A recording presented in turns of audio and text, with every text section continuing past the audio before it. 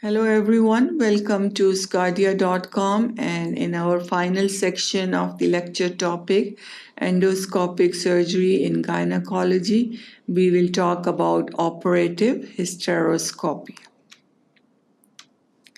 And in this we will talk about hysteroscopic myomectomy and then what are some complications and contraindications of hysteroscopy.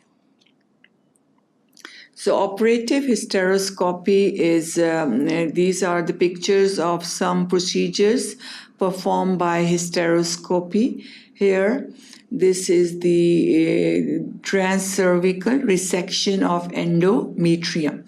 So through hysteroscope, this is resection of the endometrium through the cervix here.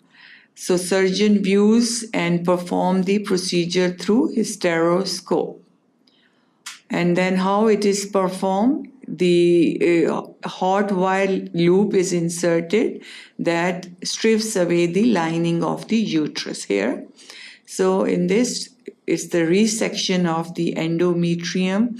If there is any abnormality in the endometrium or there is endometrial hyperplasia, that can be burned off or destroyed by the hot wire inserted through the hysteroscope. Then this is the procedure in which heat is applied through microwave that destroys the endometrium, and it's called the endometrial ablation procedure. This is the control box and monitor, and then a probe is inserted and it can cause burning of the endometrium tissue. So both these procedures are performed to destroy the endometrium, and these procedures are not usually recommended if the patient still wants to conceive and if they want to have fertility again. So this both these usually are not recommended, but they can be performed if they usually they don't want the pregnancy or they don't want any children, then these procedures can be easily performed on the patient. Then another same transcervical resection of the endometrium, same picture again showing you hysteroscope and the burning of the endometrium, and the endometrial ablation is performed. In this you can see the laser ablation of the endometrium here by the radiation. Endometrium is ablation device that gives the radiation and endometrium is destroyed. Now, hysteroscopic myomectomy. Myomectomy, if there are any fibroids present in the uterus, that can be also removed through the hysteroscope. So hysteroscopic myomectomy indications if there is any infertility or if there is menorrhagia. Fibroids can cause infertility due to obstruction of the uterus or blockage, and then also cause very bad menorrhagia is excessive menstrual flow. So both can be performed. Myomectomy can be performed by hysteroscope if they are causing infertility or menorrhagia.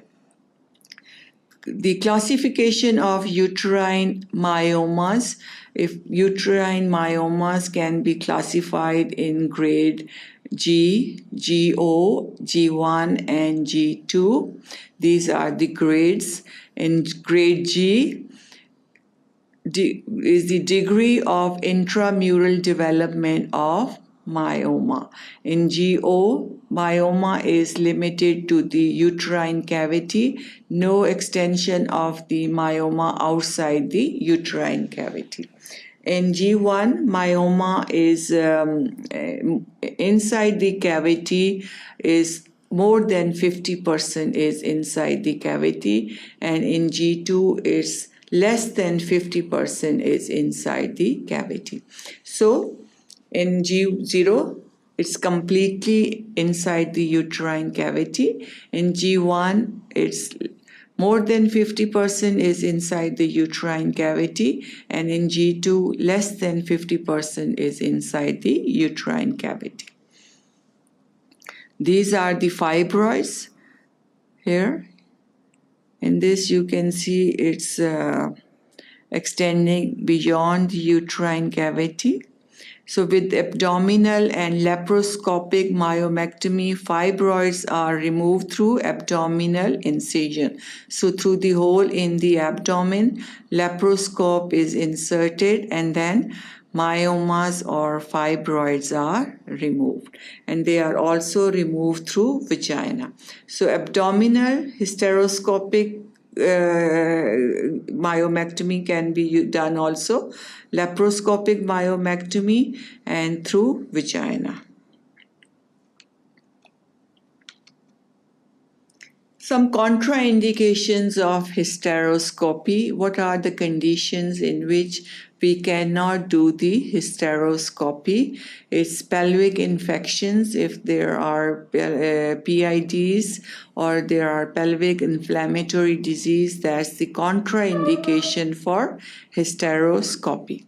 If there is pregnancy, if there is cervical cancer, if there are cardiopulmonary disorders, and if there is cervical stenosis, narrowing of the cervix, in all these conditions, hysteroscopy is not recommended. What are some complications of hysteroscopy? It can be preoperative or before the surgery, or it can be late complications of the hysteroscopy. Preoperative is due to distension media, which is usually, it can be gas which is inserted or fluids which are inserted. It can be due to operative procedure. It can be electrosurgical. So preoperative, usually fluid overload can occur if it's too much fluid. Due to excessive fluid, usually pulmonary edema, which is excessive fluid in the lungs, or cerebral edema, fluid in the brain. Hyponatremia. Hyponatremia is low level of sodium. Due to all these hyponatremia, neurological symptoms sometimes occur. There is nervousness, drowsiness, disorientation. Then also ammonia toxicity can occur. Again, neurological complications can be due to increased ammonia level, which is due to excess glycine absorption. Embolism can also occur, as we mentioned before. If there is excess air embolism can occur. So these are all the complications that can occur due to distension media or due to fluid or gas which is inserted to distend the organs. Then operative procedure, complications due to operative procedure can be if there is perforation. During the procedure, uterine perforation can occur, and excessive hemorrhage or blood loss can occur, and also if there is any injury to other organs can also occur. So these are some operative complications. So operative complications include injuries or rupture of the uterus and hemorrhage. Then some late complications of hysteroscopy include abnormal uterine bleeding, hematoma formation, hematometria, and pyometria. So pus can form. There is blood from collection of blood in the tissues and pus collection in the tissues. These are all the complications of the hysteroscopy. So this was all about the complications, contraindications, and how we can perform myomectomy through the hysteroscope. So thank you for watching sqadia.com.